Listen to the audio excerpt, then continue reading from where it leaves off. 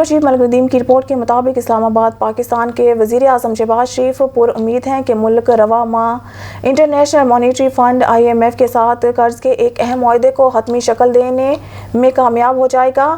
ہم اب بھی بہت پرامن ہیں کہ IMF پروگرام کے عمل میں آئے گا۔ IMF کی طرف سے ہمارا نواں جائزہ تمام شرائط اور ضوابط سے مطابقت رکھتا ہے اور امید ہے کہ ہمیں اس مہینے کچھ اچھی خبر ملے گی۔ 71 سالہ رہنما نے پیر کو ایک انٹرویو میں انادولو ایجنسی کو بتایا۔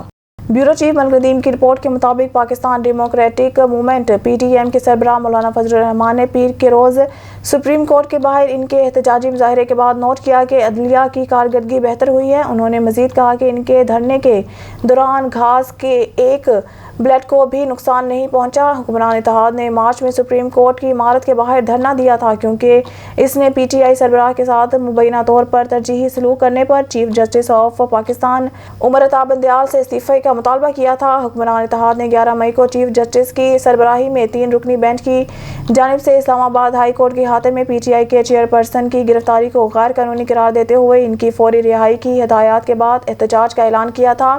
وزیر اعظم شہباز شریف سے ان کی ماڈل ٹاؤن لاہور میں رہائش گاہ پر ملاقات کے بعد میڈیا سے گفتگو کرتے ہوئے PDM کے سربراہ نے کہا کہ وہ عدلیہ کے خیر خواہ ہیں۔ انہوں نے کہا کہ انہوں نے سپریم کورٹ کے باہر اس کی غیر جانبداری پر سوال اٹھانے کے بعد احتجاج کیا۔ بیورو چیف ملک ندیم کی رپورٹ کے مطابق وزیر خارجہ بلاول بھٹو زرداری نے بغداد میں نئے پاکستانی سفارت خانے کا سنگ بنیاد رکھ دیا۔ سنگ بنیاد رکھنے کی تقریب میں عراق نائب وزیر اعظم اور وزیر خارجہ فواد حسین بھی بلاول بھٹو زرداری کے ہمراہ تھے۔ عراق میں پاکستانی سفیر احمد امجد علی اور پاکستان میں عراقی سفیر حامد عباس لفتہ بھی تقریب میں شریک تھے۔ بغداد میں پاکستان ایمبیسی کمپلیکس کے تعمیر انتہائی خوش آئند ہے۔ وزیر خارجہ بلاول بھٹو زرداری پاکستان ایمبیسی کمپلیکس عراق اور پاکستان کے عوام، تاجر برادری سمیت تمام شعبوں سے تعلق رکھنے والے افراد کے لیے معاون ہو۔ ہنا ربانی گھر نے آج مین ناروے کی وزارت۔ بیورو چیف ملک ندیم کی رپورٹ کے مطابق خارجہ کے امور کے وزیر ایلنگ ریمسٹارٹ کے ساتھ اپنے اہم منصب کے ساتھ دو طرفہ بات چیت کی۔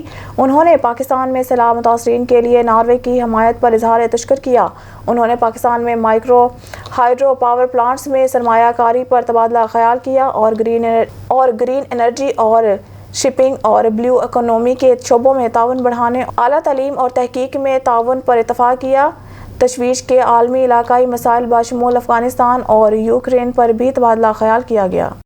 ہنا ربانی گھر نے آج نارویجن انسٹی ٹیوٹ آف انٹرنیشنل بیورو چیف ملک ندیم کی رپورٹ کے مطابق افیئرز میں پاکستان سے عالمی امن اور سلامتی کا نظارہ کے موضوع پر گفتگو۔ سفارتکاروں، سیاست دانوں، ناروے کی وزارت خارجہ کے حکام، ممتاز تارکین وطن، اراکین، ماہرین تعلیم اور میڈیا سمیت ایک بڑی تعداد نے اس تقریب میں شرکت کی۔ ہنا ربانی گھر نے آج اوسلو میں KPK کے ساتھ کاروبار کرنے میں دلچسپی رکھنے والے نوجوان کے خواہش مند کاروباری افراد سے ملاقات کی۔ انہوں نے کاروباری اصلاحیت اور سرمایہ کار دوستانہ پالیسیوں، خاص طور پر گرین انرجی کے ساتھ ساتھ جہاز سازی اور ری سائیکلنگ کے شعبوں پر بھی روشنی ڈالی۔